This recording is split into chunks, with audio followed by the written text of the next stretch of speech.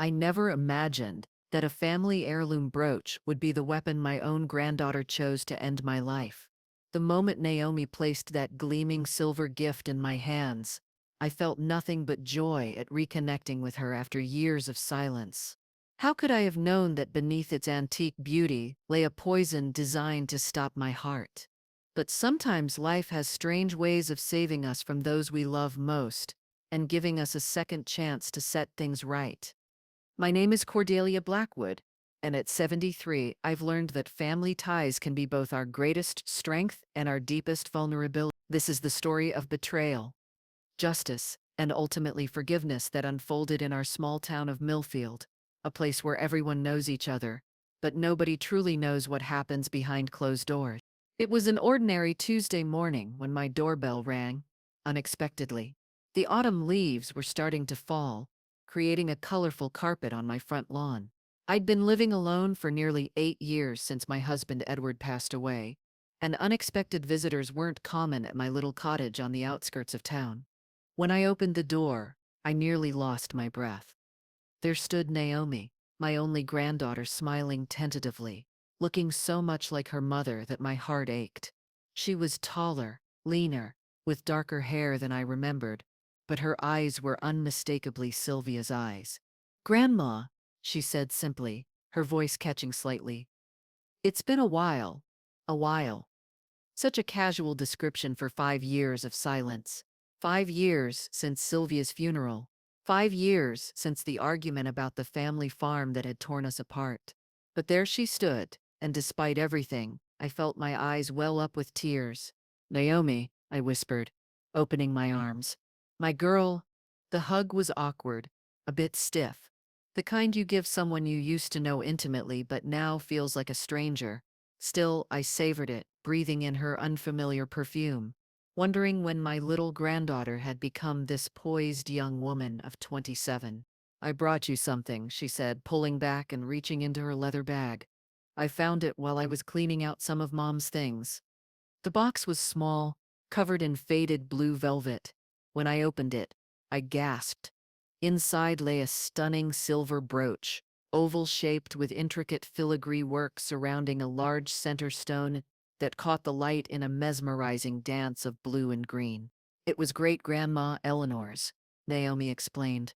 "Mom always said it should go to you." I stared at it, puzzled. I don't remember my mother owning anything like this. Naomi shrugged, her smile faltering slightly. "Mom kept a lot of things packed away. I just thought, well, I thought you might like to have it." I invited her in, of course. Made tea in my best china cups, the ones with the roses that Edward bought me for our 30th anniversary. We sat in my small living room, surrounded by photographs of a happier time. Sylvia as a child, Naomi at her high school graduation, Edward in his garden. The conversation was stilted, full of careful questions and vague answers. She told me she was working as a research assistant at a laboratory in the city. I told her about my arthritis and my book club. We tiptoed around the subject of Sylvia, around the farm, around the 5 years of silence. When she finally left, promising to visit again soon, I felt both elated and exhausted. I placed the brooch carefully on my dresser, next to my wedding photo. It truly was beautiful, the craftsmanship exquisite, but something about it bothered me, not just that I couldn't recall my mother ever owning such a piece, but something else I couldn't quite place. That evening, I called my oldest friend Vivian.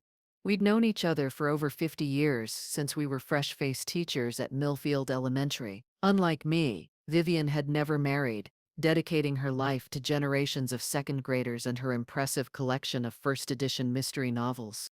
"She just showed up? After all this time?" Vivian's voice crackled through the phone. "With a gift, no less," I confirmed, turning the brooch over in my hand as we spoke. "A family heirloom, supposedly." "Well, that's something." Vivian paused. "What do you think brought this on?" "I honestly don't know," I admitted. She seemed different. Controlled. Not the fiery girl who stormed out of the funeral home accusing me of stealing her mother's legacy.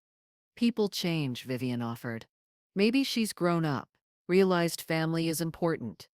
Maybe, I said, though something still didn't feel right. I think I'll bring the brooch over tomorrow. I'd like your opinion on it. Another excuse for coffee and gossip? I'm in. I laughed, feeling lighter. Vivian always had that effect on me, but as I placed the brooch back in its box for the night, a strange unease settled in my chest. I told myself it was just the emotional whiplash of seeing Naomi again. I couldn't have known then how right my instincts were. The next morning brought another surprise. As I was preparing to visit Vivian, my phone rang. It was Naomi. Grandma. Hi, her voice sounded oddly tense. I was just checking in. How are you feeling today? I'm fine, dear, I replied, puzzled by the question. Just getting ready to go visit my friend Vivian. Oh, there was a pause. Are you wearing the brooch? I thought it would look lovely on your blue cardigan. The question struck me as odd. Why would she care whether I was wearing it? Actually, I was planning to show it to Vivian. She has quite an eye for antiques. Another pause, longer this time. I see. Well, I hope she likes it. I should go. I have a meeting. Love you, Grandma? She hung up before I could respond. Love you. When was the last time I'd heard those words from her? It had been so long that they sounded almost foreign in her voice. I slipped the brooch into my purse and headed out to Vivian's cottage on the other side of town. The fall day was brisk, leaves crunching beneath my sensible shoes as I walked the 3 blocks. Exercise is important at my age, though my hip protests more than it used to. Vivian's home was exactly what you'd expect from a retired teacher with a love of books. Walls lined with bookshelves, comfortable reading nooks by every window, and cats. 3 of them to be exact, each more spoiled than the last. As I settled into her overstuffed armchair with a cup of Earl Grey, I pulled out the brooch. My goodness, Vivian breathed, taking it carefully. This is quite something. She examined it closely, turning it over in her hands, holding it up to the light streaming through her bay window. I watched her face, seeing the same slight frown I'd felt forming on my own. Cordelia, this doesn't look like an antique to me, she said finally. The metalwork is good, but it's too perfect. None of the patina you'd expect from something truly old. And this stone, she tapped it gently. It has an unusual luminescence, almost too bright. I felt a chill run through me. Naomi said it belonged to my mother. Vivian's eyebrows rose skeptically. I knew your mother for 20 years before she passed, and I never saw her wear anything like this. She was a simple woman. Pearl earrings for church, that gold locket with your father's picture. Nothing this ostentatious. She handed it back and I stared at it, the uneasy feeling in my chest growing stronger. And you say Naomi called specifically to ask if you were wearing it? Vivian asked, her voice careful. I nodded slowly. She seemed very interested in whether I had it on. Vivian set down her teacup with a decisive clink. I think my nephew should take a look at this. Dominic? Why? Because he's a chemistry professor at the university. And something about that stone bothers me. It doesn't refract light the way a natural gemstone should. I wanted to dismiss her concerns, to tell her she was being dramatic, but Vivian had always been the sensible one between us. If she was worried, there was usually good reason. Besides, something about Naomi's sudden reappearance and inexplicable gift had been nagging at me since yesterday. Let me call him, Vivian said, already reaching for her phone. He owes me after I cat sat for him last month while he was at that conference in Boston. I sat back, sipping my tea, watching as Vivian spoke to her nephew. The brooch lay on the coffee table between us, catching the afternoon light, beautiful and suddenly sinister. What was it about this object that had prompted Naomi to reach out after all this time? And why was she so concerned about whether I was wearing it? Little did I know, the answers would shake the very foundation of what I thought I knew about my family, and about the granddaughter I thought I'd lost, but who had returned with intentions far darker than I could have imagined.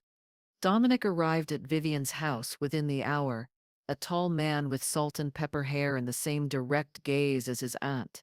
He carried a small case that he set carefully on Vivian's dining room table. So, this is the mysterious brooch, he said, putting on a pair of latex gloves before picking it up. His movements were precise, methodical, as he examined it under a portable magnifier. The craftsmanship is excellent, he murmured. But Aunt Vivian is right. This isn't antique. The silver content is too high for older jewelry. They used different alloys back then. He turned his attention to the stone. This is what concerns me most. Using a small tool, he scraped an almost invisible amount from the underside of the setting onto a glass slide. The next several minutes were filled with chemicals, droplets, and quiet concentration as he conducted tests that were beyond my understanding. Finally, he looked up, his face grave. Mrs. Blackwood, this stone contains traces of a compound I've only seen in research settings. It's a synthetic crystalline structure designed to slowly release a toxic substance when it comes in contact with body heat and the slight acidity of skin. The room seemed to spin around me. Are you saying the brooch is poisoned? He nodded grimly. If worn against the skin for prolonged periods, it would cause symptoms similar to heart failure, particularly dangerous for someone of advanced age or with pre-existing conditions. Oh my God, Vivian whispered, reaching for my hand. I couldn't speak. My granddaughter. My Naomi. The little girl who had once sat on my lap for hours as I read her stories. The teenager who had proudly shown me her science fair ribbons. She had given me a brooch designed to kill me. I can't believe it, I said finally, my voice barely audible. There must be some mistake. Dominic's expression was compassionate but firm. I can run more conclusive tests in my university lab, but I'm quite certain this isn't a mistake, Mrs. Blackwood. This was deliberate. I felt the room tilt sideways, felt Vivian's arm around my shoulders steadying me. But why? I whispered. Why would she want to? I couldn't finish the sentence. The word kill stuck in my throat like a stone. Perhaps we should call the police, Vivian suggested gently. No. The force of my own response surprised me. Not yet. I need to understand first. I need to know why. Dominic hesitated, then carefully placed the brooch in a sealed plastic bag. I'll take this to my lab for further testing. In the meantime, Mrs. Blackwood, I strongly advise you to be careful. If your granddaughter was willing to go this far, he didn't need to finish the thought. If Naomi had planned to poison me slowly with a brooch, what else might she be capable of? The question hung in the air, heavy and ominous. As I walked home from Vivian's that afternoon, every shadow seemed threatening, every sound amplified.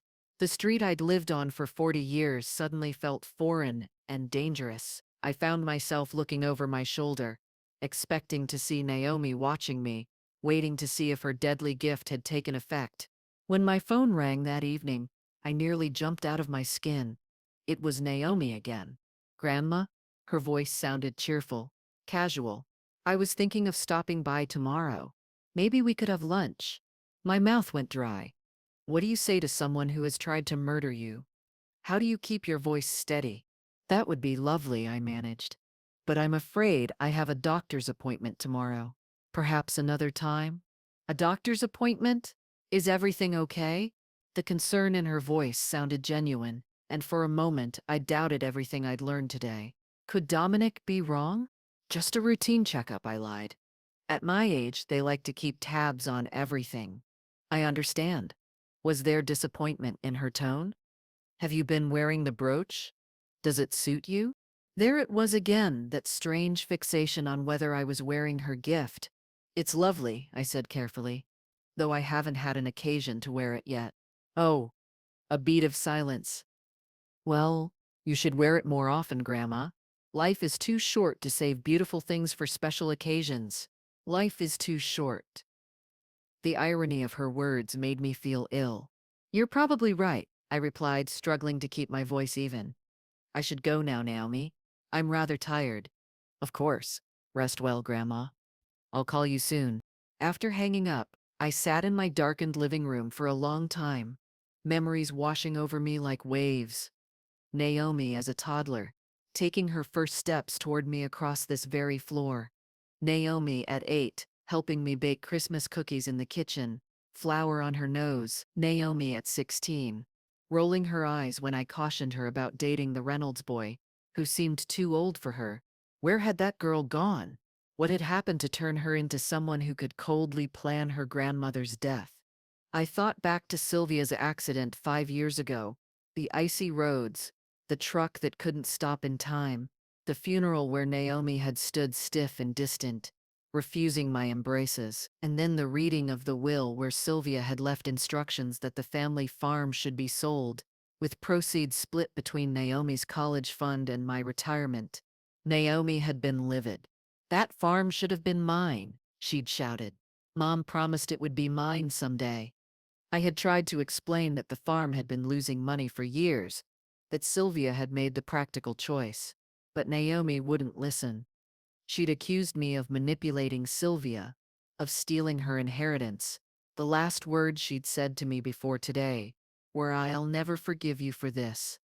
Was that it? Was this elaborate murder attempt about the farm? About money? It seemed impossible, disproportionate. Yet what other explanation could there be? I slept fitfully that night, dreams filled with poisoned gifts and familiar faces twisted with malice. When morning came, I felt as though I'd aged another decade overnight. My reflection in the bathroom mirror showed a woman I barely recognized, pale, hollow-eyed, frightened. This wouldn't do. I'd spent my life standing tall through challenges, through Edward's long illness, through Sylvia's struggles as a single mother, through the grief of losing them both. I wouldn't be cowed now, not even by this unimaginable betrayal. I straightened my shoulders and made a decision. I needed to know more about what Naomi had been doing in the years of our estrangement, where she got the idea for such a methodical murder attempt, and most importantly, whether she'd try again when she realized her first plan had failed. With new determination, I picked up the phone and called Dominic. "I need your help," I told him without preamble. "I need to know where Naomi got that brooch." As I waited for Dominic's response, I couldn't help but wonder what other secrets my granddaughter might be hiding, and whether uncovering them would lead me further into danger or finally provide the answers I so desperately needed. The path ahead was shrouded in uncertainty, but I knew one thing for certain. The truth, no matter how painful, was the only way forward. Dominic was silent for a moment. "Considering my request, I might be able to help with that," he finally said. "The craftsmanship is quite distinctive. There can't be many jewelers capable of this kind of work, especially combined with the unusual modification to the stone. How would you even begin to trace it?" I asked. "I have a colleague in the forensic science department who specializes in art and jewelry authentication. If you'd allow me to show him the brooch, he might recognize the work." And he hesitated. "I also have a friend who works in digital security. If we had access to Naomi's purchase history or email." "You mean hack into her accounts?" I was shocked to find myself even considering it. "Is that legal?" Dominic's voice was careful. "Not exactly, but there might be other ways to trace the purchase. Let me think about it." After we hung up, I sat at my kitchen table, staring at the faded wallpaper Edward and I had put up 30 years ago. Yellow daisies, cheerful and bright, so at odds with the darkness that had entered my life. My phone chimed with a text message from Vivian. "Coming over with groceries. Don't argue." I smiled despite everything. Vivian knew me too well. Knew I'd probably forgotten to eat in the midst of this nightmare. She arrived 20 minutes later, arms full of bags from Henderson's grocery. "I've got soup, bread, and those chocolate chip cookies you pretend not to love," she announced, bustling into my kitchen like she owned it. As she unpacked her bounty, I filled her in on my conversation with Dominic. "Good," she nodded approvingly. "We need more information." "But Cordelia," her voice softened, "have you considered going to the police? This is attempted murder, after all." I sighed, running my fingers along the worn edge of my tablecloth. "And tell them what? That my estranged granddaughter gave me a brooch that might be poisoned, with no proof except the word of your nephew?" "Dominic is a respected professor," Vivian protested. "Even so, it sounds far-fetched. And I swallowed hard. I'm not ready to see Naomi arrested. Not until I understand why. Vivian's expression was a mixture of exasperation and compassion. Your capacity for forgiveness has always amazed me. But please, promise me you'll be careful. Don't see Naomi alone. Don't eat or drink anything she gives you. I nodded, though the very idea that such precautions were necessary with my own granddaughter made my heart ache. After Vivian left, I found myself restless, unable to concentrate on my book or the crossword puzzle that usually occupied my afternoons. Instead, I pulled out old photo albums, tracing the timeline of Naomi's life through snapshots. There she was as a newborn, cradled in Sylvia's tired but radiant arms. Naomi, at 5, proudly displaying a missing front tooth. At 12, gangly and serious in her first school debate competition. At 18, beautiful in her graduation cap and gown, standing between Sylvia and me, all three of us smiling. What had happened to that girl? When had her heart turned so cold that she could contemplate murdering her own grandmother? I was so lost in these painful reflections that I almost missed the sound of my front door handle turning. I froze, listening intently. There it was again, the subtle jiggle of someone testing whether the door was locked. Fear shot through me. I always locked my door, a habit Edward had instilled in me years ago, despite Millfield's low crime rate. Whoever was trying to get in didn't have a key or didn't want to use one. Moving as quietly as my creaky knees would allow, I grabbed my phone from the side table and retreated to the kitchen. There was a back door there, leading to my small garden, an escape route, if needed. The front door handle stopped moving. For a moment, all was quiet. Then came a sound that chilled me even more, the scrape of metal against metal like someone working at the lock. With trembling fingers, I dialed Dominic's number. "Someone's trying to break into my house," I whispered when he answered. "I'm calling 911, he said immediately. "Then I'm coming over. Are you somewhere safe?" "I'm in the kitchen. I can get out the back if needed." "Do that. Now. Don't wait to see who it is." I slipped out the back door into the gathering dusk, crossing my small garden to the gate that led to the alley behind my house. From there, I hurried to Mrs. Finch's house next door. The elderly widow had poor hearing but a kind heart, and she let me in without question when she saw my frightened face. Through her living room window, I watched as a police cruiser pulled up in front of my house, followed closely by Dominic's sedan.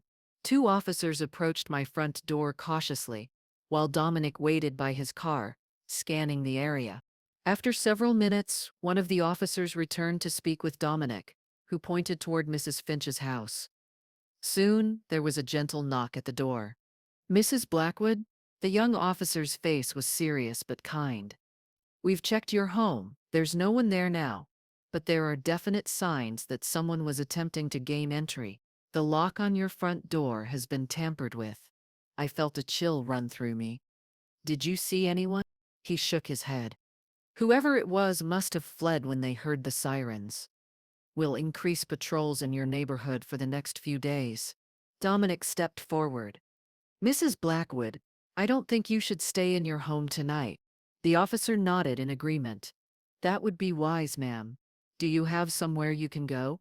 "She can stay with me," Vivian declared, appearing suddenly behind them. Dominic must have called her. "I have plenty of room, and my security system is state-of-the-art." I wanted to protest, to insist that I could take care of myself in my own home. But the truth was, I was terrified. The thought of spending the night alone in the house where someone, perhaps my own granddaughter, had just tried to break in, was more than I could bear. "Thank you," I said quietly. "I'll just need to pack a few things." The officer escorted me back to my house, waiting patiently as I gathered medication, clothes, and my toothbrush. As I moved through the familiar rooms, I felt like a stranger in my own space. The home that had been my sanctuary for decades now felt violated, unsafe. At Vivian's insistence, Dominic drove us both to her house. "I've been thinking about how to track down the jeweler," he said as we traveled through the darkening streets. "If you're still opposed to going to the police, I might have another option." "I'm listening," I said, clutching my overnight bag on my lap. My colleague Felix works at a custom jewelry shop on weekends, a high-end place downtown. If I show him a photo of the brooch, he might be able to recognize the workmanship, or at least point us in the right direction. It was a slim lead, but it was something. I nodded, grateful for any path forward that might lead to answers. At Vivian's house, she fussed over me like a mother hen, insisting I take her guest bedroom with its adjoining bathroom, making hot chocolate for the shock, as she put it. Her 3 cats regarded me with typical feline indifference before determining I wasn't a threat to their comfortable existence. As we sat in her cozy living room, the events of the day caught up with me. Exhaustion washed over me in waves, accompanied by a deep sadness that made my bones ache more than my arthritis ever had. "What am I going to do, Vivian?" I whispered, cradling my mug between cold hands. "If it is Naomi behind all this, how do I face that reality?" Vivian reached across the space between our chairs and took my hand. "One step at a time, my dear. First, we find out for certain. Then, if it is her, we deal with it together."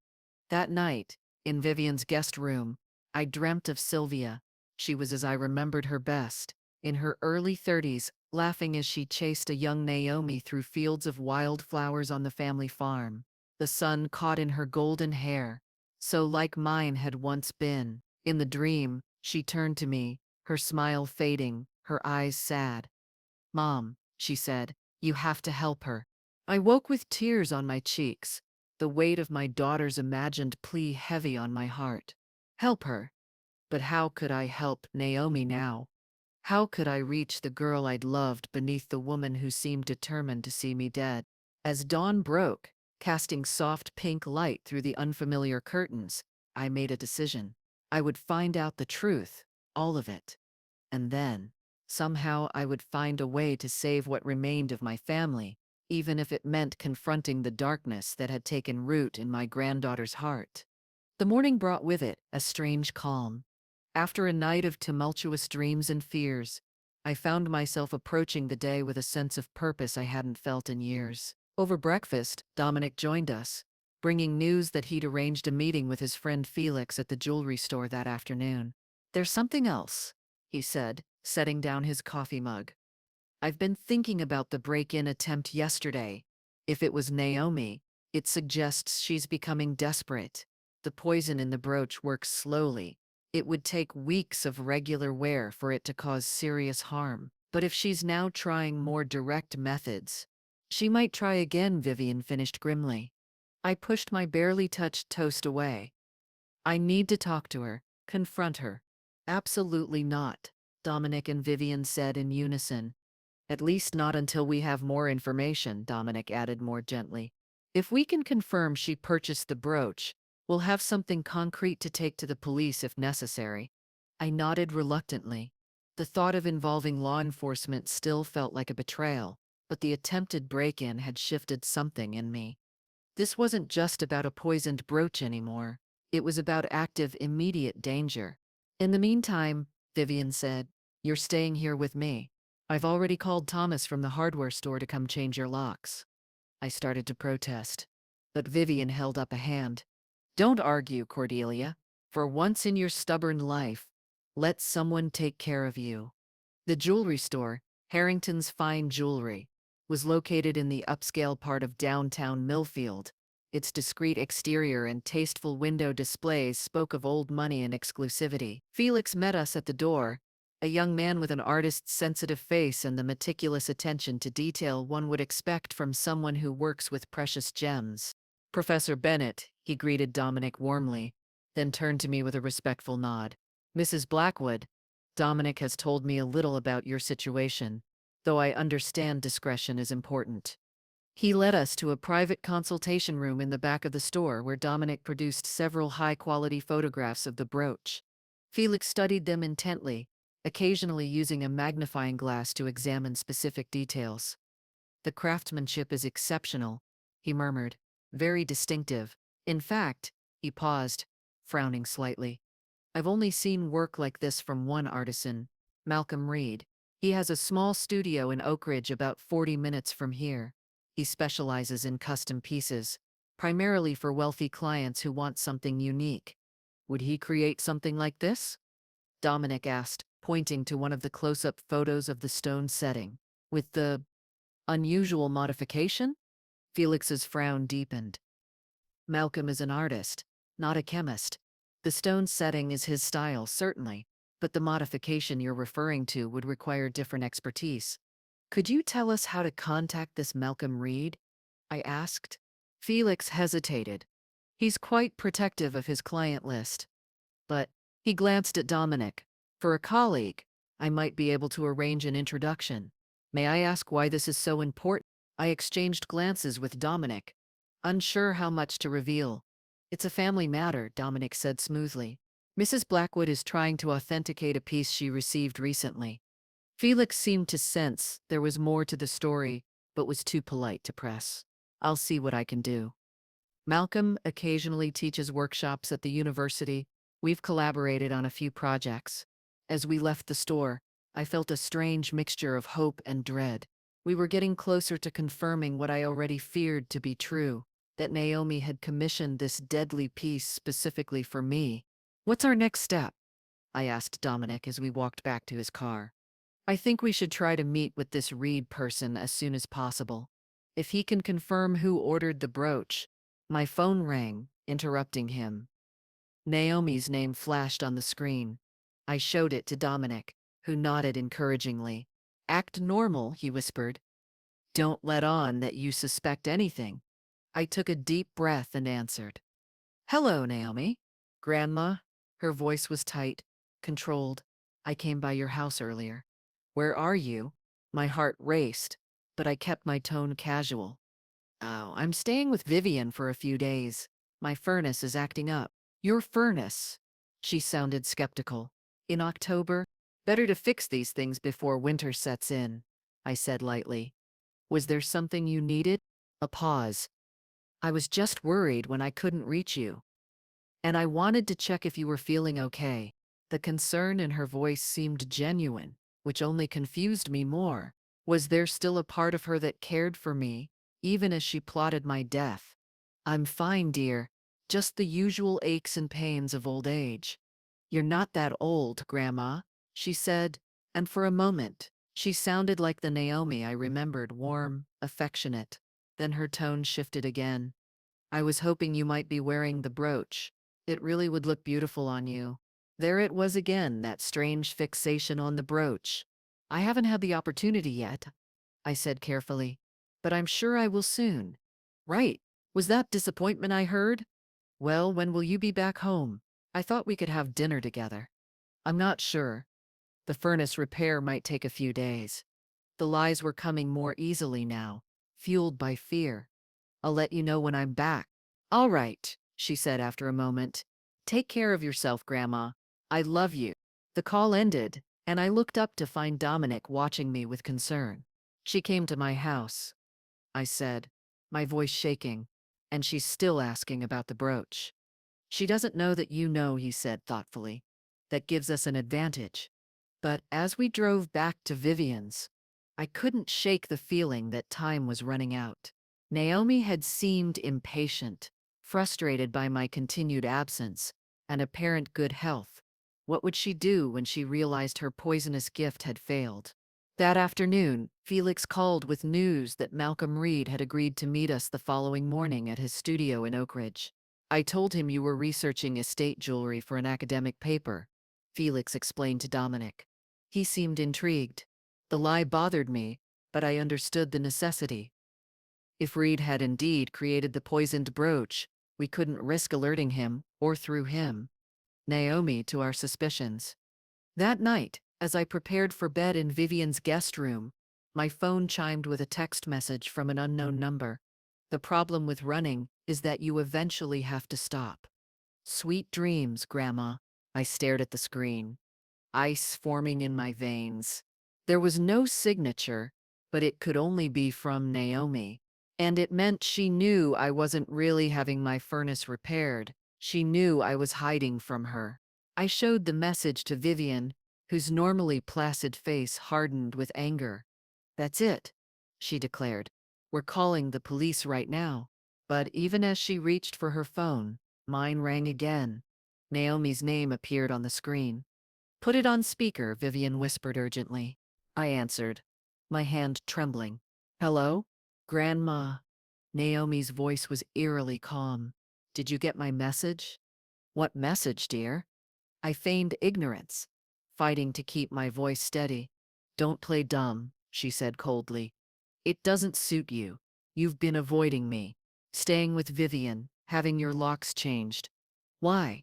Are you afraid of me? The direct question caught me off guard. How did she know about the locks?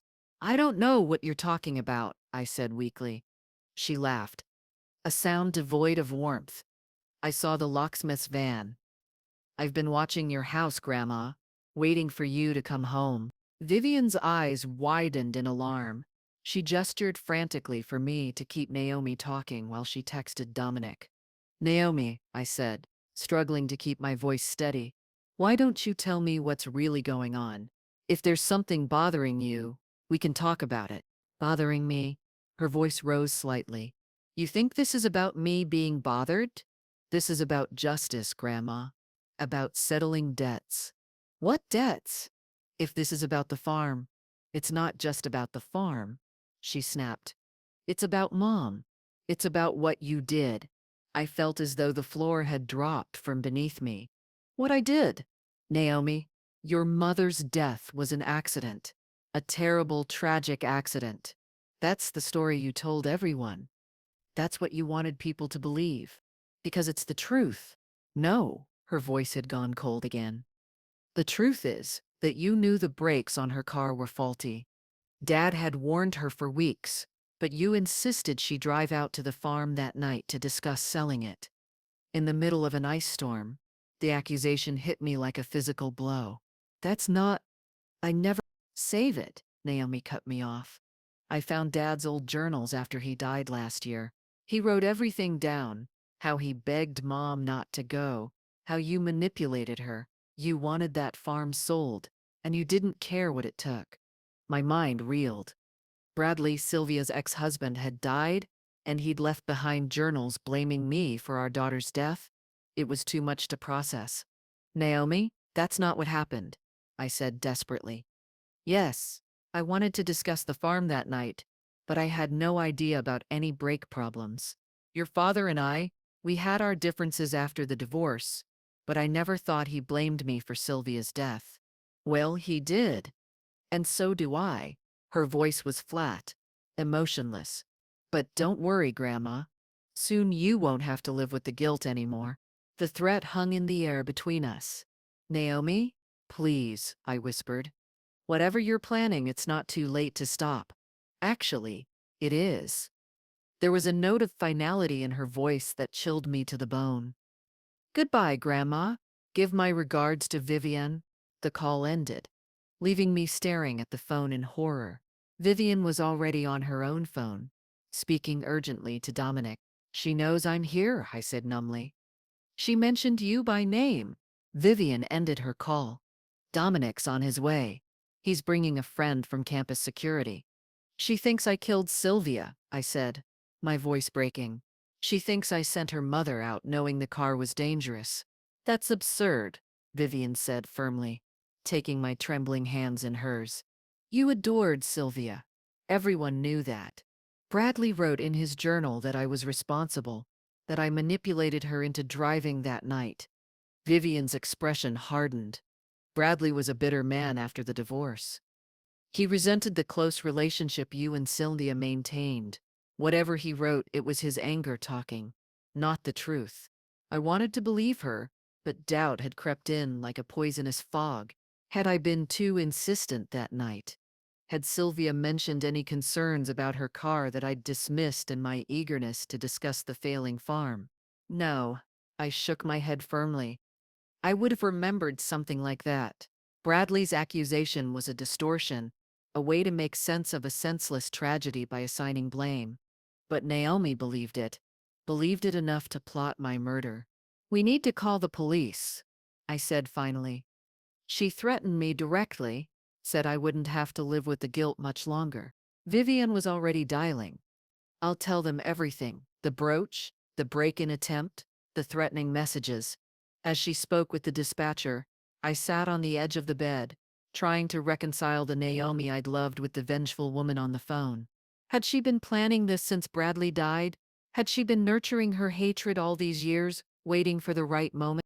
The doorbell rang, making us both jump. Vivian peered through the security peephole. "It's Dominic," she said with relief, opening the door. He entered quickly, followed by a sturdy man in a campus security uniform. "Mrs. Blackwood, this is Carter Willis. He's the head of security at the university and a former police officer." Carter nodded respectfully. "Ma'am, Professor Bennett has briefed me on the situation." "I've called the police," Vivian informed them. "They're sending someone over." "Good," Dominic said grimly. "In the meantime, Carter has agreed to stay here tonight. I'll be staying too." The idea of needing protection from my own granddaughter was surreal, but the fear gripping me was very real. "She said she's been watching my house," I told them, "waiting for me to come home." Carter's expression was professionally neutral, but I could see the concern in his eyes. Classic stalking behavior, escalating threats. "This situation is serious, Mrs. Blackwood." Two police officers arrived 20 minutes later. They took my statement, documented the threatening text message, and listened to the recording Vivian had secretly made of my phone conversation with Naomi. "We'll put out an alert for your granddaughter, Officer Martinez," the female officer assured me, "and we'll increase patrols in this neighborhood." "What about a restraining order?" Dominic asked. "We can start that process," Officer Chen, her partner, said. "But frankly, if she's determined enough to create a poisoned piece of jewelry, I'm not sure a piece of paper will stop her." The blunt assessment sent a chill through me. "So what do we do?" I asked.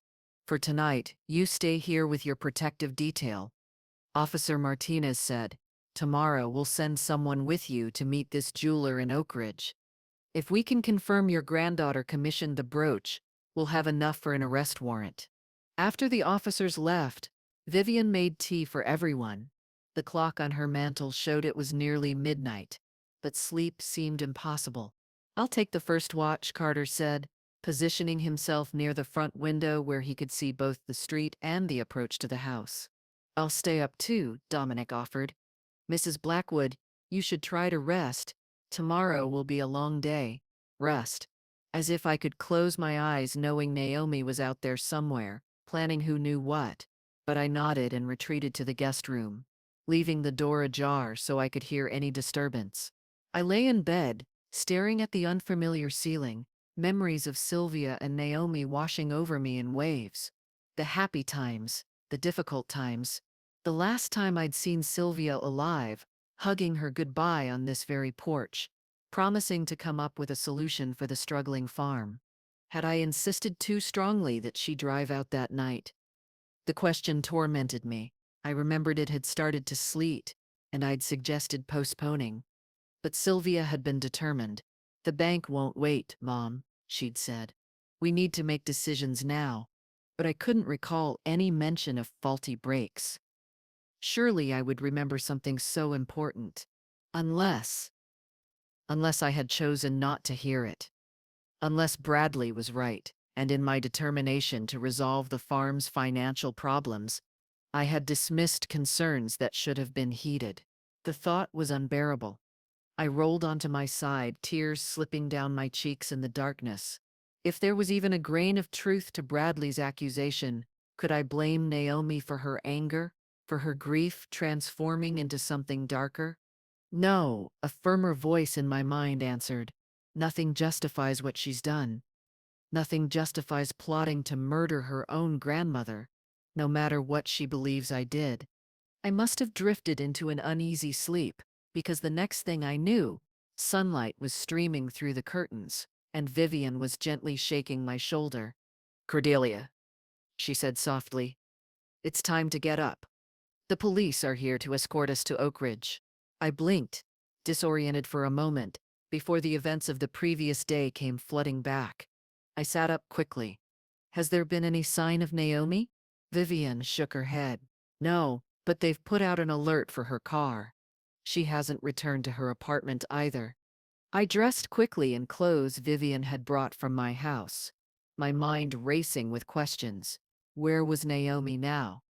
What was she planning? And would this jeweler in Oak Ridge have the answers we needed? Downstairs, Dominic was conferring with Officer Chen, and a plainclothes detective, who introduced himself as Detective Garrison. Mrs. Blackwood, Garrison nodded in greeting. I understand we're headed to Oak Ridge to speak with a jeweler who may have information about the brooch your granddaughter gave you. That's right, I confirmed. Malcolm Reed. He supposedly made the piece. And your nephew's friend arranged this meeting? He asked Vivian, who nodded. Felix works with Malcolm occasionally. He said he was intrigued by our interest in his work. Garrison seemed satisfied. Officer Chen will accompany you and Professor Bennett to the meeting. I'll stay here with Ms. Peterson in case your granddaughter attempts to make contact. The drive to Oak Ridge was tense, with Officer Chen following discreetly in an unmarked car. Dominic attempted small talk, but my responses were distracted, my mind consumed with what we might learn from Malcolm Reed. Reed's studio was located in a renovated warehouse on the outskirts of Oak Ridge, an area that had once been industrial but was now filled with artists' spaces and trendy cafes. The building was brick, with large windows allowing natural light to flood the workspace. Reed himself was not what I expected. Instead of the eccentric artist type, he was meticulously groomed, dressed in a tailored shirt and slacks, his silver hair precisely cut. His handshake was firm, his gaze direct. Professor Bennett, he greeted Dominic, then turned to me with a polite nod. And you must be Mrs. Blackwood. Felix mentioned you're researching estate jewelry. Dominic cleared his throat. Actually, Mr. Reed, we haven't been entirely forthcoming about our interest in your work. Reed's eyebrows rose slightly, but he remained composed. Oh? Officer Chen stepped forward, showing her badge. Mr. Reed, I'm Officer Chen with the Millfield Police Department. We're investigating a case that may involve a piece of jewelry created in your workshop. Reed's expression shifted from mild curiosity to weariness. I see. And what piece might that be? Dominic produced the photographs of the brooch. This one. We have reason to believe it was commissioned specifically for Mrs. Blackwood. Reed studied the images carefully, his professional interest apparently overcoming his concern about the police presence. Yes, this is one of mine. Completed about 2 months ago. He looked up at me. It was commissioned as a gift for you. My heart raced. By whom? A young woman named Naomi Blackwood. She said it was to be a surprise for her grandmother's birthday. Officer Chen stepped forward. Mr. Reed, we have reason to believe this brooch was modified to contain a toxic substance. Did Ms. Blackwood request any unusual alterations to the piece?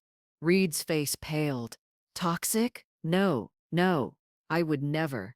He paused, frowning. She did ask for a specific setting for the center stone, one that would allow it to be removed and replaced easily. She said it was a family heirloom that might need cleaning occasionally. But you provided the stone initially? Dominic pressed. Reed nodded slowly. A lab-created sapphire. Beautiful piece. Excellent color. But she took it with her after the initial setting was complete. Said she wanted to have it blessed by a family friend who was a minister. His frown deepened. When she brought it back, it looked identical. But what? Officer Chen prompted. I thought it was heavier. Just slightly. I assumed it was my imagination. Dominic leaned forward. Mr. Reed, do you keep records of your clients? Addresses, payment information? Of course. Reed moved to a sleek computer in the corner of his studio. A few keystrokes later, he turned the screen toward us. Here's the order. Naomi Blackwood. Paid in full, in cash. Officer Chen studied the screen. There's an address here in Oak Ridge. Not Millfield. Reed nodded. That's right. She said she was staying with friends while the piece was being created. She wanted to be able to check on its progress. A chill ran down my spine. Naomi had been planning this for months, methodically creating her deadly gift, staying in Oak Ridge to oversee its creation. The level of premeditation was staggering. Do you have any security cameras in your studio? Officer Chen, yes. For insurance purposes. Reed pointed to discrete cameras in the corners of the workspace. I keep footage for 90 days. We'll need copies of any footage showing Ms. Blackwood, Officer Chen said, and a formal statement from you about the commission and the modifications she requested. As Reed compiled the requested information, I wandered to the windows, staring out at the unfamiliar town where my granddaughter had plotted my death. Had she walked these streets, eaten in these cafes, all while imagining the slow poisoning of her grandmother? Mrs. Blackwood? Dominic's gentle voice broke through my thoughts. We have what we need. Detective Garrison has been updated, and he's seeking a warrant for Naomi's arrest. The drive back to Millfield felt surreal. We had confirmation now, undeniable proof that Naomi had meticulously planned to murder me. The brooch had been commissioned specifically for that purpose. The poisonous stone carefully prepared and inserted. And yet, I still couldn't reconcile this methodical killer with the granddaughter I had loved, the child who had climbed into my lap for stories, the teenager who had called me in tears after her first heartbreak. Where had that Naomi gone? Had she ever really existed? Or had hatred been growing in her heart all along, waiting for the right catalyst? When we arrived at Vivian's house, Detective Garrison was waiting with news. We've obtained an arrest warrant for Naomi Blackwood, he informed us. All local law enforcement has been alerted. We've also placed officers at your home, Mrs. Blackwood, in case she returns there. Have you found her car? Dominic asked. Garrison shook his head. Not yet, but we will. He turned to me with a gentler expression. Mrs. Blackwood, I understand this is difficult, but I need to ask, is there anywhere special your granddaughter might go? Somewhere with significance to her or to your family? I considered the question, my mind running through possibilities. The farm, I said suddenly. The old family farm that was sold after Sylvia died. Naomi was furious about the sale. She believed it should have been hers. Garrison nodded. Do you have the address? It's on Hillcrest Road, about 15 miles outside of town. The Henderson family owns it now, but the old farmhouse is still there. I'll send officers to check it out, Garrison promised. As he stepped away to make calls, Vivian put her arm around my shoulders. How are you holding up? I sighed heavily. I keep thinking about what Naomi said about Bradley's journals, about blaming me for Sylvia's death. You can't let that haunt you, Vivian said firmly. Bradley was bitter after the divorce. Whatever he wrote, it was his perception, not reality. But what if there was some truth to it? What if I did push Sylvia to drive out that night, knowing the weather was bad? Cordelia. Vivian's voice was stern. I remember that night. You called me after Sylvia left, worried about her driving in the sleet. You even said you'd tried to get her to wait until morning, but she'd insisted the meeting with the bank couldn't be postponed. I looked at her in surprise. I don't remember calling you. Because you were in shock after the accident. But you did call. You were worried about her. Vivian squeezed my hand. You did not send your daughter out to die, Cordelia. And nothing justifies what Naomi has done. Her words were a balm to my tormented thoughts. But the grief remained. Grief for Sylvia, for the granddaughter I'd lost to hatred, for the family that had fractured beyond repair. Garrison returned, his expression grave. Mrs. Blackwood, officers found Naomi's car at the old farm, but she wasn't there. Then where? The sharp ring of the house phone interrupted me. Vivian answered, her face paling as she listened. Yes, she's here. One moment. She held the phone out to me. It's for you. It's Naomi. Detective Garrison quickly connected recording equipment to the phone line and nodded for me to take the call. Naomi? My voice shook despite my efforts to remain calm. Hello, Grandma. Her voice was eerily serene. I see you've brought in the cavalry. Police at your house. At the farm. Did you think I wouldn't notice? Naomi, please. Wherever you are, turn yourself in. We can talk about this. Oh, we are talking about this. There was a soft laugh. But I'm not turning myself in. In fact, I'm closer than you think. A chill ran down my spine. What do you mean? Look outside, Grandma. I moved to the window, pulling aside the curtain cautiously. There, standing across the street under a large oak tree, was Naomi. She was dressed in black, her hair pulled back severely from her face, a cell phone held to her ear. Even from this distance, I could see she was smiling. You see me now, don't you? She said softly. I've been watching Vivian's house all night, waiting for the right moment. Detective Garrison was already on his radio, alerting the officers stationed outside. Through the window, I saw them converging on the oak tree. But Naomi had already started moving, backing away toward a car I hadn't noticed before.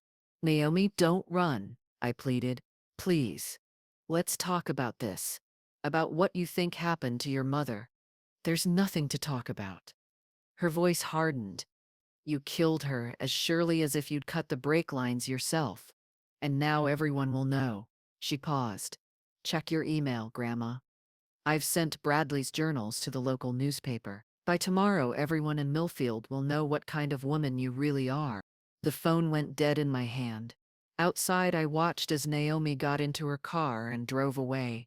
The police officers racing to their vehicles in pursuit. Garrison was already on the phone, coordinating the response. All units, suspect is fleeing in a blue sedan, heading north on Maple Street. Approach with caution. Suspect should be considered dangerous.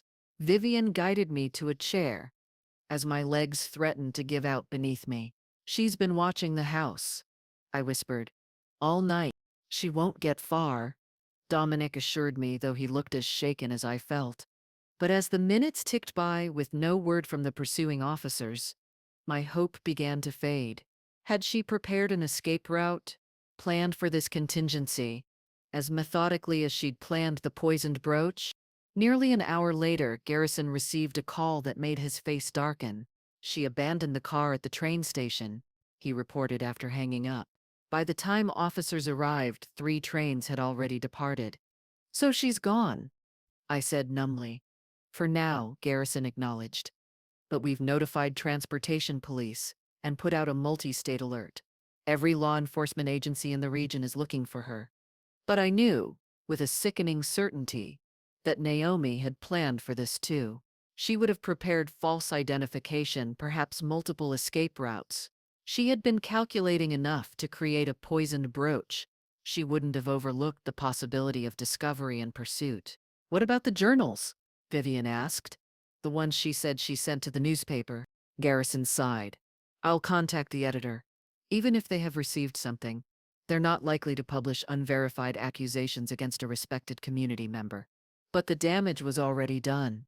Even if the newspapers didn't publish Bradley's bitter accusations, the doubt had been planted in my mind. Would I ever be free of it? Would I always wonder if there had been something I could have done differently that night? Some way I could have prevented Sylvia from driving into the storm that took her life. As darkness fell, Garrison advised that Vivian and I should relocate to a hotel for the night. Just as a precaution, he said, though we all knew the real reason. Naomi had found Vivian's house once. She could find it again. In a nondescript hotel on the outskirts of town, with a police officer stationed in the hallway outside our adjoining rooms. Vivian and I tried to make sense of the day's events. Do you think they'll find her? I asked softly, sitting on the edge of the unfamiliar bed. Vivian's expression was troubled. I don't know. She seems to have planned this meticulously. Just like the brooch. I shuddered. All these months, she was plotting my death, coming up with the perfect murder weapon. One that would look like natural causes. But you didn't wear it, Vivian reminded me. Her plan failed. This time, I said quietly. But she won't stop, will she? Not until... I couldn't finish the thought. Not until I'm dead. Not until she's avenged what she believes I did to her mother. Vivian sat beside me, taking my hand in hers. We won't let that happen. The police know what she's capable of now. They'll find her. I wasn't so sure. The Naomi who had orchestrated this elaborate plot was not the impulsive, emotional girl I'd known. She was calculated, patient, willing to wait months for her plan to unfold. She would disappear now, perhaps for years until the search for her cooled, and then, when I least expected it, she would return to finish what she'd started. The thought of living in fear for the rest of my life was almost more than I could bear. There's something else bothering me, I admitted, something I can't stop thinking about. What is it? When we were on the phone yesterday, Naomi mentioned that Bradley died last year, but I never knew. No one told me. I looked at Vivian with tears in my eyes. My own son-in-law died, and I didn't even know. Vivian squeezed my hand. After the rift with Naomi, you were cut off from that side of the family. How could you have known? But that's just it. How much else don't I know? How much of Naomi's life have I missed? What turned her from an angry, grieving girl into this? The questions haunted me through the sleepless night. By morning I had made a decision. When Detective Garrison came to update us, no sign of Naomi, but the search was continuing. I asked him a question that had been forming in my mind since yesterday. Detective, is there any way to access Bradley's journals? The ones Naomi mentioned? He looked surprised. If they exist, they'd likely be among her possessions. Why do you ask? I need to know what he wrote. What Naomi believes about me. If I'm going to understand why she did this, why she hates me enough to want me dead, I need to see it through her eyes. Garrison considered this. When we searched her apartment yesterday, we collected several items as potential evidence. There were some journals among them, though we haven't reviewed them in detail yet. Could I see them? I asked quietly. He hesitated. They're evidence in an ongoing investigation. Please, I said. I need to understand.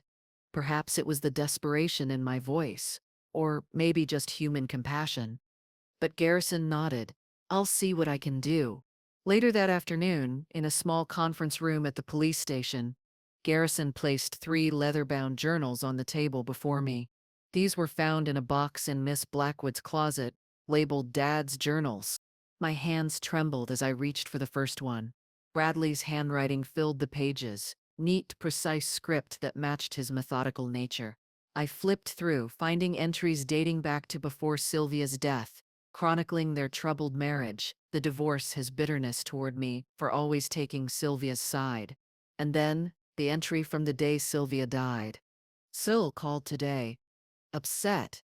Her mother is pushing her to drive out to the farm tonight to meet with the bank about selling. I told her not to go. The brakes have been squealing, and I haven't had time to get them checked. Plus, they're forecasting sleet, but Cordelia has her convinced it can't wait. Typical. That woman never thinks about anything but what she wants. I told Syl to reschedule, but she says Cordelia insists the bank won't extend the deadline again. I have a bad feeling about this. I read the words, my heart pounding painfully in my chest. The brakes. Had Sylvia mentioned them to me? I couldn't remember, but I did remember insisting the meeting was urgent. The bank had already extended the deadline once, and the loan officer had made it clear there wouldn't be another extension. The next entry was dated 3 days later. Tear-stained and barely legible in places. Syl is gone. The funeral was today. I couldn't even look at Cordelia standing there accepting condolences like she wasn't responsible. She knew about the brakes. She knew about the ice. But she sent Syl out anyway because all she cared about was selling that damn farm before the bank foreclosed. Now Naomi has no mother, and it's Cordelia's fault. Someday she'll pay for what she did. I'll make sure Naomi knows the truth. I closed the journal, my hands shaking so badly I could barely turn the pages. Was it true? Had Sylvia mentioned the brakes? I searched my memory desperately, trying to recall our last conversation. She had been reluctant to drive out that night. I remembered that. She'd mentioned the weather forecast, suggested we reschedule, and I had insisted it couldn't wait. The bank, the deadline, the financial pressure, it had all seemed so urgent then. But had she mentioned the brakes? I couldn't remember, and that not knowing was like a knife twisting in my heart. Mrs. Blackwood? Garrison's voice broke through my anguish. Are you all right? I looked up at him, tears streaming down my face. I don't know if it's true, I whispered. I don't remember if she told me about the breaks, but I did insist she drive out that night. I did press her about the meeting with the bank. Garrison's expression softened. Mrs. Blackwood, even if your daughter mentioned concerns about her car, which we have no way of verifying, that doesn't make you responsible for the accident. And it certainly doesn't justify what your granddaughter has done. But don't you see? I said brokenly. In Naomi's eyes, I killed her mother. She grew up believing that, poisoned by Bradley's bitterness and grief. Which may explain her actions, Garrison said gently, but doesn't excuse them. I nodded, acknowledging the truth in his words. But understanding the source of Naomi's hatred didn't lessen the weight of it, or the fear that she would try again. Days passed with no sign of Naomi. The police maintained a protective detail at my house, but even they acknowledged it couldn't continue indefinitely. Vivian insisted I stay with her until a more permanent solution could be found, but I knew I couldn't hide forever. A week after Naomi's escape, Detective Garrison brought news that train station security footage had captured her boarding a train to Chicago. From there, the trail went cold. She could be anywhere by now. We'll keep looking, he assured me. All her known accounts are being monitored. If she uses her credit cards, accesses her email, we'll know. But we both knew a woman smart enough to create a poisoned brooch would be smart enough to abandon her old identity completely. That night, after Garrison left, Vivian found me sitting on her back porch, staring into the darkness. You're thinking about Bradley's journals again, aren't you? She asked, settling into the chair beside me. I nodded. I keep going over that last conversation with Sylvia, trying to remember if she mentioned the breaks. Sometimes I think she did, and I dismissed it. Other times I'm sure she didn't say anything. Vivian was quiet for a moment. Memory is a tricky thing, especially when it's tangled with grief and guilt. But Cordelia, you know yourself. You know what kind of mother you were. Would you ever have knowingly put Sylvia in danger? No, I said without hesitation. Never. Then give yourself the grace to accept that. Whatever happened that night, you acted out of love, not selfishness. Her words were a comfort, but the doubt lingered. It would always linger. I suspected. What do I do now? I asked quietly. Live the rest of my life looking over my shoulder, waiting for Naomi to return and try again? Vivian took my hand. I don't have an answer for that, but I do know you won't face it alone. 2 weeks later, I moved back into my house. The locks had been changed, a security system installed, cameras monitoring the perimeter. Detective Garrison had arranged for regular police patrols, and Dominic had connected me with a support group for victims of family violence. Life went on, in its way. I resumed my book club meetings, worked in my garden, had coffee with Vivian, but everything was different now. I startled at unexpected sounds. I checked the security cameras obsessively. I examined every gift, every package with suspicion. And I grieved. For Sylvia, taken too soon. For Bradley, consumed by bitterness until his death. For Naomi, the granddaughter who had been poisoned not by a brooch, but by hatred and misguided vengeance. A month after Naomi disappeared, a letter arrived. No return address, postmarked from Seattle. Inside was a single page, filled with Naomi's handwriting. Grandma, by the time you read this, I'll be somewhere you can't find me. I won't apologize for what I tried to do. In my eyes, it was justice for Mom. But I've realized something. Killing you won't bring her back. It won't undo what happened that night. I still believe you're responsible for her death. I probably always will. But I'm tired of carrying this hatred. It's consumed everything else in my life. So I'm letting go, not forgiving, but releasing myself from the need for vengeance. You won't see me again. I'm starting over somewhere new, with a new name, a new life. But know this, I'm watching. If you ever try to clear your name at Dad's expense, if you ever publicly deny what you did, I'll release his journals. The whole town will know. Live with your guilt, Grandma. That's punishment enough. Naomi. I read the letter 3 times. Tears blurring my vision. It wasn't forgiveness. It wasn't reconciliation. But it was, in its way, a reprieve. Naomi was walking away from her vendetta, choosing to free herself from the hatred that had driven her to such extremes. I showed the letter to Detective Garrison, who arranged to have it analyzed and the postmark traced, but we both knew it was likely a dead end. Naomi would have been careful not to leave a trail. It's both good and bad news, he said after reading it. She's indicating she won't try again, which is a relief, but she's also made it clear she's assumed a new identity, which makes finding her much more difficult. I don't think she wants to be found, I said softly. And maybe that's for the best. Garrison looked at me with surprise. You don't want us to continue searching for her? She attempted to murder you, Mrs. Blackwood.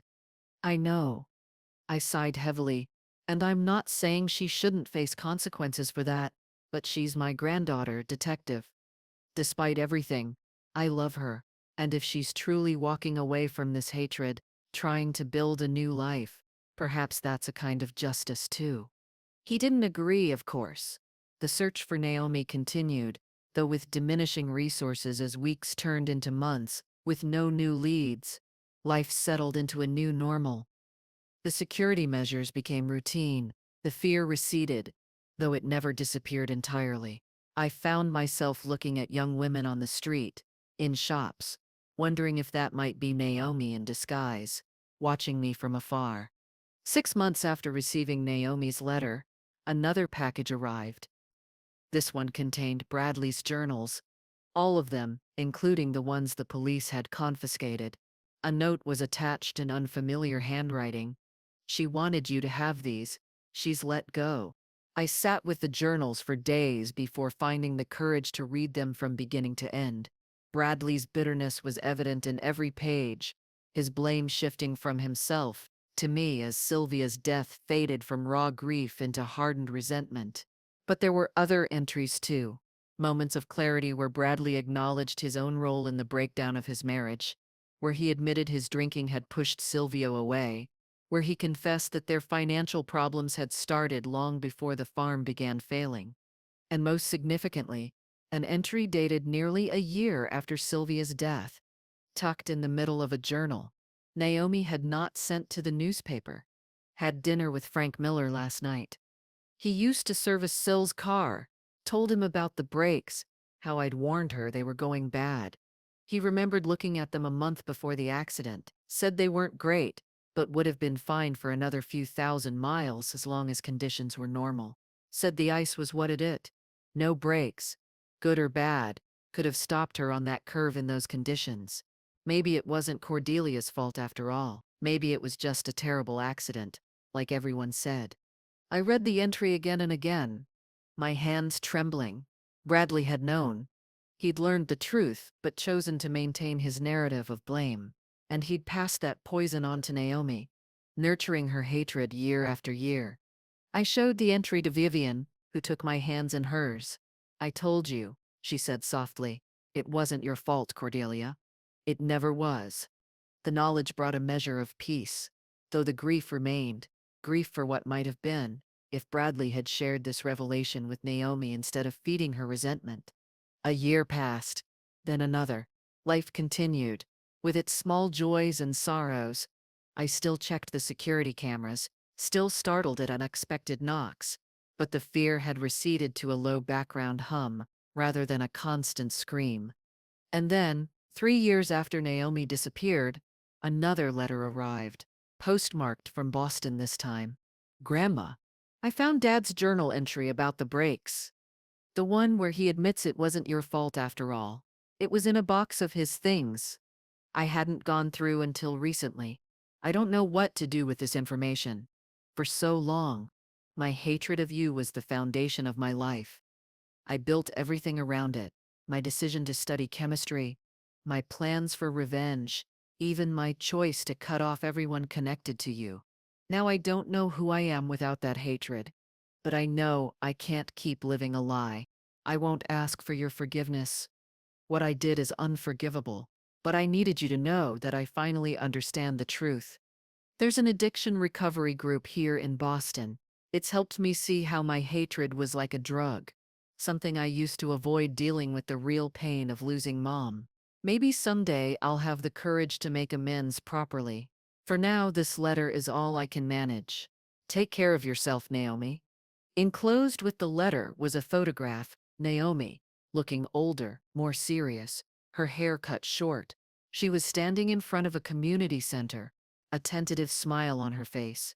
I showed the letter to Detective Garrison, who was now Chief Garrison. Boston, he said thoughtfully. That narrows our search considerably. I hesitated, then made a decision. I don't want you to search anymore. He looked at me in surprise. Mrs. Blackwood, regardless of her change of heart, she committed a serious crime. She needs to face justice. I understand that, I said. But she's facing a different kind of justice now. Confronting what she did, taking responsibility for it. And she's seeking help. I touched the photograph gently. I believe she's trying to heal, to make a new life. Isn't that what rehabilitation is supposed to be about? Garrison didn't agree, but he respected my wishes. The active search for Naomi was officially suspended, though her name remained in the system. I wrote a letter in response, sending it to the return address on Naomi's envelope, even though I doubted she was still there. Dear Naomi, thank you for your letter. It means more to me than you can know that you've discovered the truth about that night. I've spent these years wondering if there was something I could have done differently, some way I could have prevented your mother from driving into that storm. But I've come to accept that some tragedies cannot be prevented, only endured. I want you to know that I do forgive you, not because what you did wasn't serious. It was, but because I understand the pain and grief that drove you to such extremes. And because forgiveness is not just for the forgiven, but also for the one who forgives. Your mother would be proud of the courage it took to write to me, to face the truth. She always said you had her determination and my stubbornness. I see now she was right. I don't know if we will ever meet again in this life, but know that you are in my thoughts and in my heart. With love, Grandma. I didn't expect a response, and none came. But 6 months later, on my birthday, a small package arrived. Inside was a brooch, not the poisoned silver one, but a simple gold one shaped like a daisy, my favorite flower. No note accompanied it, but none was needed. Life goes on. I am older now, slower. Vivian and I still have our weekly coffee dates, though we both need help getting up the steps of the cafe.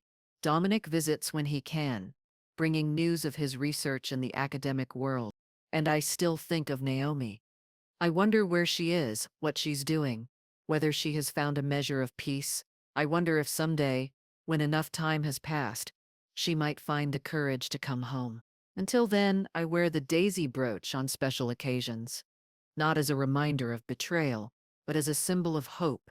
Hope that even the deepest wounds can begin to heal, that even the most broken relationships can find a path toward mending. And on quiet evenings, when the setting sun paints my garden in shades of gold, I sit on my porch and imagine a future where Naomi might once again walk up that path to my door, not with hatred in her heart, but with the chance for a new beginning.